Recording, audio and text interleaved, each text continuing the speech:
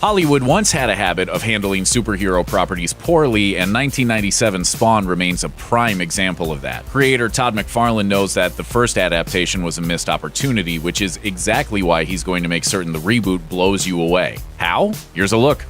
McFarlane was something of a superhero himself in the late 80s and early 90s, at least in comic book circles. He rose to prominence with his hugely successful run on The Amazing Spider-Man, co-creating the anti-hero Venom along the way. Even Stan Lee was amazed at his abilities. We'll try to explain our thinking on how we're coming across and why we're doing Overkill the way it is. You can think and draw at the same time?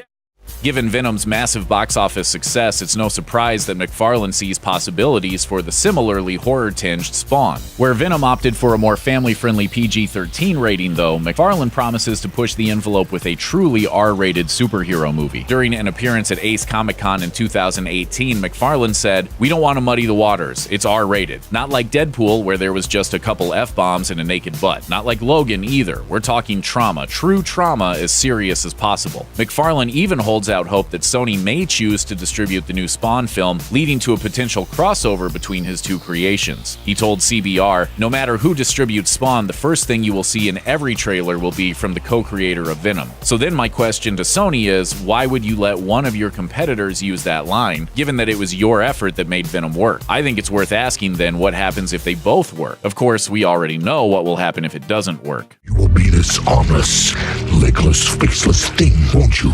Rolling down the street like a turd in the wind.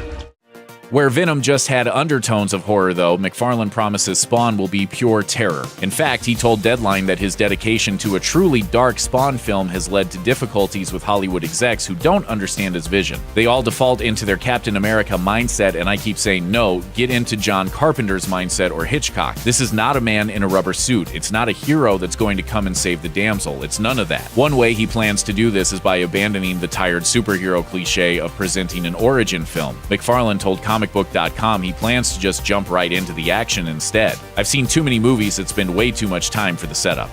One way McFarlane is working to deliver on his many promises is by surrounding himself with top-notch talent. Producer Jason Blum, who was behind the massive hit Split, is on board, while superstars Jamie Foxx and Jeremy Renner are slated to play the leads. Yes, leads, plural. That's because Foxx's portrayal of Spawn will largely be in a supporting role. Instead, Renner's brainy cop Twitch will be at the center of the story as he seeks revenge for the death of his daughter, while the specter of the boogeyman Spawn looms in the shadows. Fox told Yahoo that he's sure the final result will be epic. Todd McFarlane is already a badass, but then you see Jeremy Renner and you go, wow, because the script revolves around the character Twitch, and you can look at Jeremy Renner's face for an hour and a half and be moved. That's a wonderful partner, and it makes you feel good about the project. After what happened the first time he allowed somebody else to adapt his prized property, McFarlane understandably wanted a higher degree of control this time out. In fact, what the Spawn creator has is essentially full control. He's writing and directing the movie himself. That allows him to go outside the studio system where execs are more concerned with moving tie-in merchandise. McFarlane told fans at New York Comic-Con 2018, "I don't care about selling t-shirts and hats. When Spawn comes, it's nice and calm, and then you're gone. He will mess you up, and he will do it in a harsh way. He doesn't care if he's selling any toys or t-shirts." These days, many superhero blockbusters routinely cost hundreds of millions of dollars to make, but the new Spawn reboot is reportedly only going to cost $10 million, which is just a quarter of what the original cost way back in 1997. How? According to Blum, neither he nor McFarlane are taking any pay from the budget, and neither are the stars. Plus, they are creating a much smaller, more contained world filled with practical effects rather than CGI. As part of that, McFarlane hired Emmy Award-winning Walking Dead director and special effects guru Greg Nicotero to design the world of Spawn, including a new costume that is streamlined for movie audiences. McFarlane revealed to fandom, "We've already designed them, and the great thing about Greg is, because he's a director, when I was trying to explain what I was going to do on screen visually, he could understand what that meant." Netflix has had its ups and downs when it comes to original movies, with hits like Bird Box and flops like the manga adaptation Death Note. Either way, McFarlane told comicbook.com he may consider distributing Spawn through Netflix. "I think the world's changing in front of our very eyes in how we're going to consume not only entertainment but even movies. I'm not going to get married to a distribution model that may not be as relevant or as efficient because that's how you used to do it. I'll talk to all of them."